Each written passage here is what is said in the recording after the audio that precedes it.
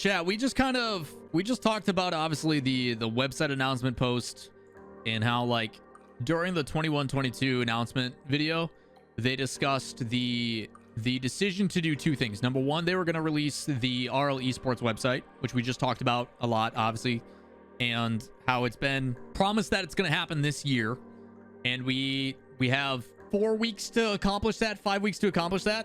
A little nervous we may not get that new website like they promised with all the features they're promising as well. So little concern there. The other thing they talked about is something that I think is really important as a global sense for Rocket League Esports. I think right now at the high level, if you are in the RLCS, support's pretty good.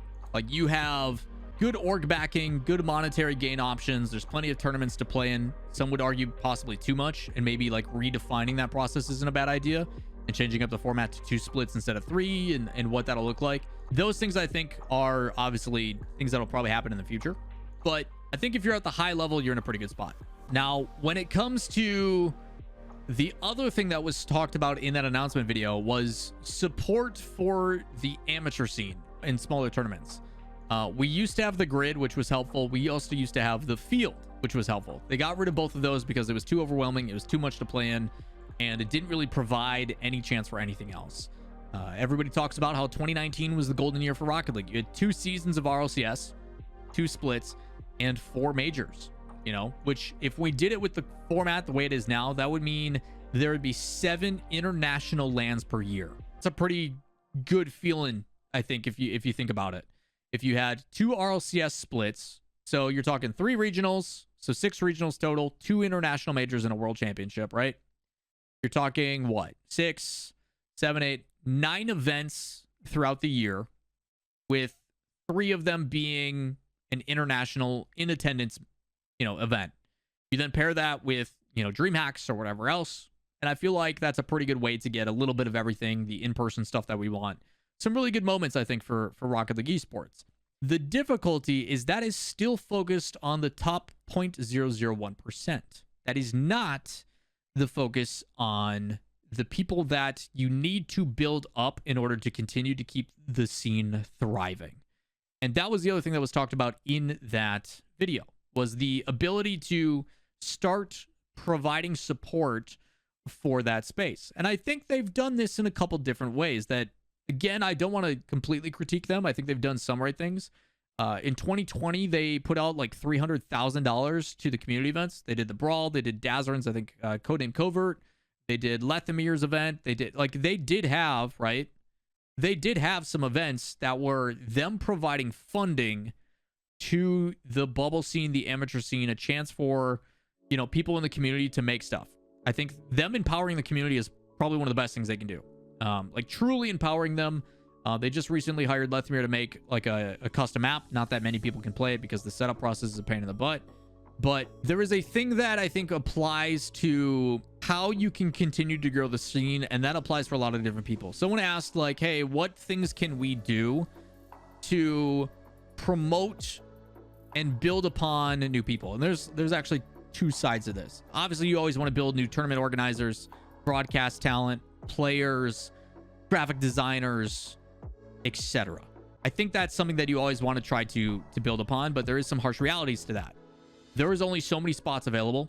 Broadcast talent is a prime example. During the pandemic, when things were struggling for a lot of people, Psyonix brought on a bunch of staff, and now they're having to deal with the repercussions of that. There's too much talent in the Rocket League esports space at the high level for the RLCS. And the complication with that is, how do you bring and try to bring up new talent when the current talent you have you're very happy with?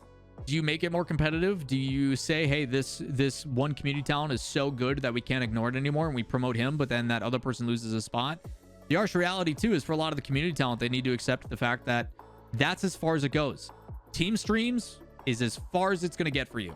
That's it. If you're trying to be a Rocket League esports commentator, I'm telling you, the RLCS does not have any spaces left. They have found their people. They're happy with their people. That's it. Unless they add some diversity stuff when they bring in some of the females, and the women in the space, which I desperately think they need to do. And they need to increase some of that diversity look and bring different perspectives in. I think that stuff's super important. But I'm always a firm believer you should hire who is the best for the job. Doesn't matter background, male, female, whatever. You should always hire who's the best for the job. That's my opinion on it.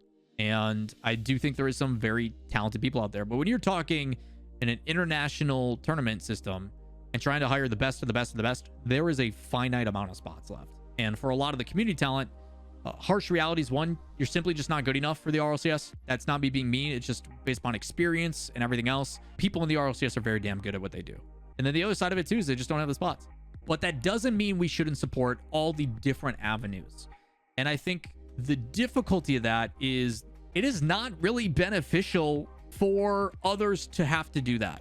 For example, you're talking in apparently Jack's case, Rizzo's case, and some of the others. I do not think it should be on content creators, pros, etc. to provide opportunities for teams in the amateur scene in the bubble. While it does benefit them, it helps grow their branding, it helps build their fan base, brand recognition, all that kind of stuff.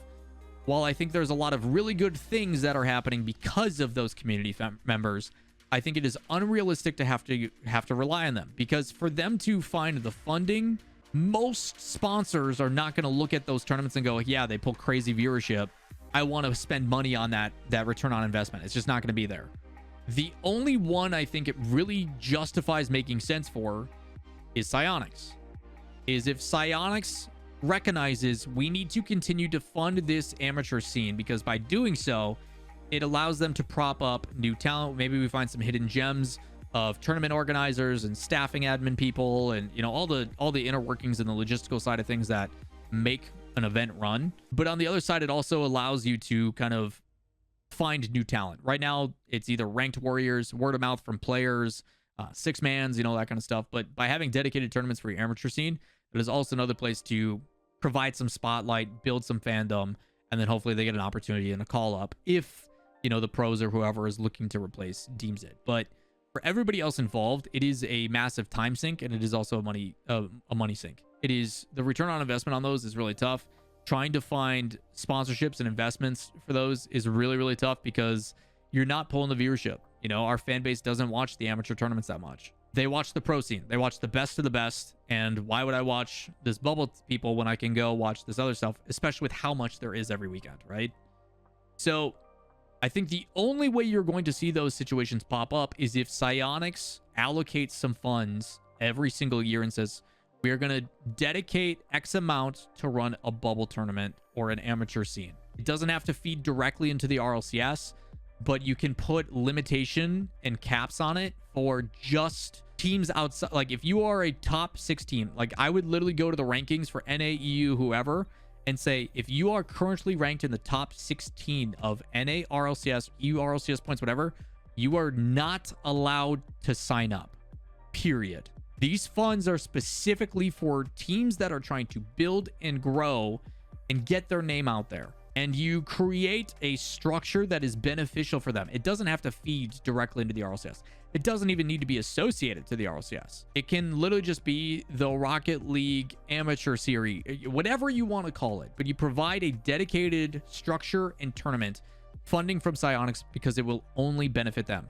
They are going to operate at a loss. They will not make money off of this adventure they decide to go about.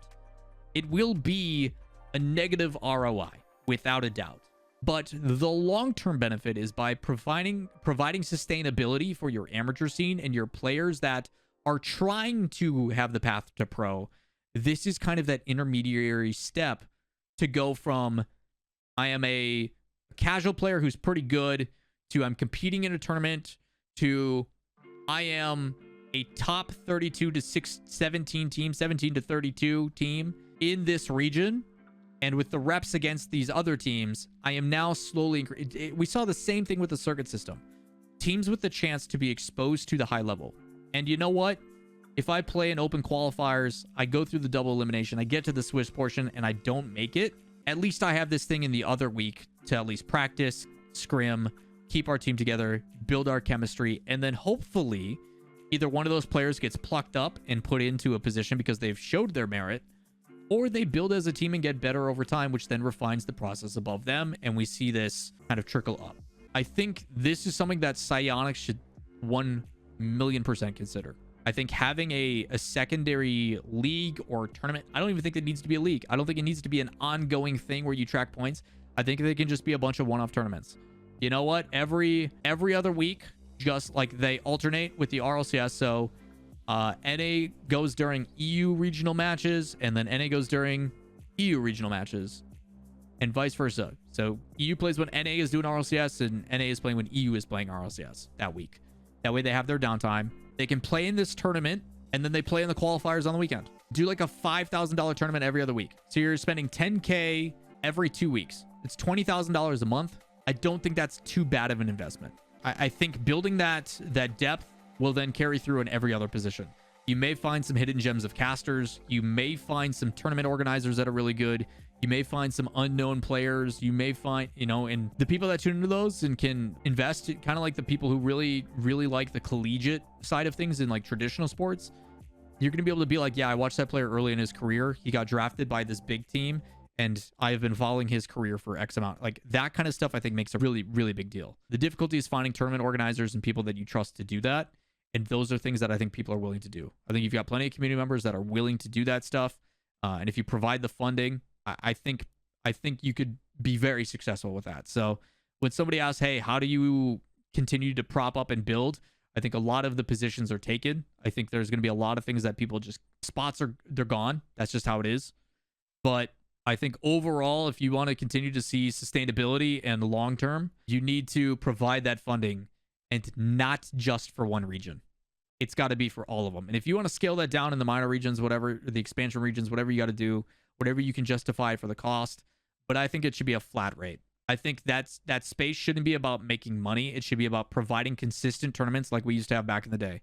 ESL weeklies every Sunday, all that kind of stuff. I think that stuff is really important. If you do a $1,000 tournament for every single region, SSA, SAM, OCE, MENA, etc., and allow these teams that aren't towards the top, and you can scale that however you want.